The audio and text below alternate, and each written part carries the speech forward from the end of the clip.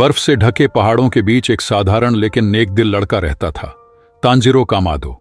उसका परिवार बड़ा था, माँ और उसके भाई बहन। उनके पास ज्यादा दौलत नहीं थी, लेकिन उनके बीच का प्यार उन्हें दुनिया का सबसे अमीर परिवार बना देता था। तांजिरो रोज पहाड़ से नीचे जाकर कोयला बेचता और घर के लिए राशन लाता। सब उसे बहुत पसंद करते थे, क्योंकि उसका स्वभाव बहुत अच्छा था। उसकी नाक इतनी तेज थी कि लोग कहते, तांजिरो तो गंध से इंसान का दिल भी पहचान लेता है।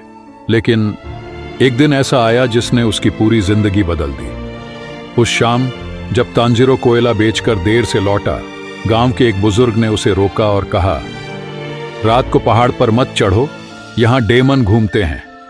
तांजिरो मान गया और वहीं रात गुजार ली। अगली सुबह जैसे ही वो घर पहुंचा, उसकी आंखों के सामने ऐसा मंजर था जिसने उसके पैरों तले जमीन खींच ली। उसका पूरा परिवार खून से लथपथ जमीन पर पड़ा था।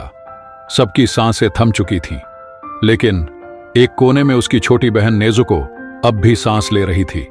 तांजिरो ने उसे कंधे पर उठाया और मदद के लिए पहाड़ से नीचे भागा, लेकिन रास्ते में नेजुको का शरीर कांपने लगा। उसकी आंखें लाल चमक उठीं और उसके दांत नुकीले हो गए। तांजिरो दहशत में था। उसकी बहन इंसान नहीं रही, वो बन चुकी थी एक डेमन। नेजुको ने अपने ही भाई पर हमला किया। तांजिरो ने पूरी ताकत से उसे रोका। वो रोते हुए चिल्लाया, नेजुको, मैं तुम्हें नहीं खोऊंगा।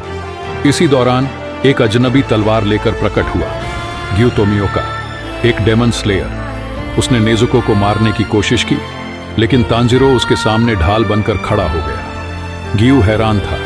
उसने कभी नहीं देखा था कि कोई डेमन अपने इंसानी भाई की रक्षा करे। नेजुको, जो डेमन बन चुकी थी, उसने भी तांजिरो को बचाने की कोशिश की। यह देखकर ग्यू रुक गया। उसने तांजिरो से कहा, अगर तुम सच में अपनी बहन को इंसान बनाना चाहते हो तो डेमन स्लेयर कॉर्प्स की राह पकड़ो। तांजिरो ने उसी पल कसम खाई, वो अपनी बहन को इंसान बनाएगा। वो हर डेमन से लड़ेगा और उसकी ये यात्रा यहीं से शुरू हुई।